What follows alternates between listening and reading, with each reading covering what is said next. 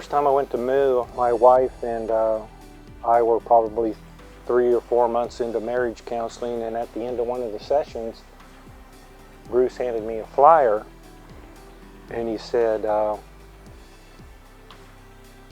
would like you to consider going to this. It's called the Men of the Washitas. He said, I attended something similar to this in Denver called the Men of the Rockies, and it changed my life. So I took the flyer home and read through it, and I contemplating going, not going, and like many of you have.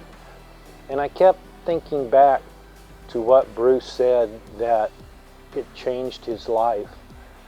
And I thought, man, that's a bold statement to make. That's a really heavy statement to make, that it changed his life. So I went. I signed up for the weekend. It was at Lake DeGray.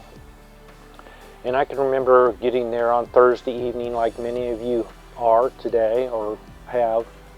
And as the men started arriving, you know, men size up other men, and I really didn't know anybody there, and but I recognized most of the faces.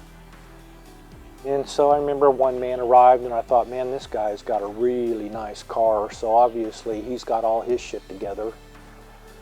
And then 15-20 minutes later, another man would arrive, and I said, man, that guy's got a knockout wife, so obviously his marriage is sound. He's got it all together. I think it was about day 3. I remember I was sitting off kind of to the side in the back listening to the teaching for that day,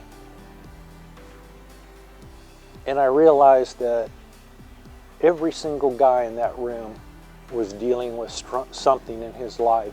Every single guy was struggling with some kind of issue. Boy, it hit me just like a ton of bricks that God loved me, and He loved me just the way I was, my crumbling marriage, my low self-esteem.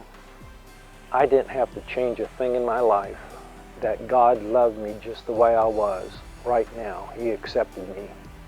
All my problems, my total mess. And it was like you see in the movies where someone's standing under a waterfall and they're fully engulfed in the water on all 4 sides. That's exactly how I felt God's love for me. Fully engulfed, fully involved in His love. And at the end of the weekend, I walked out of there changed, just like Bruce said I would. And at the end of that weekend, I drove back from Lake DeGray to Hot Springs and literally cried the whole entire distance. I was free. I felt freedom.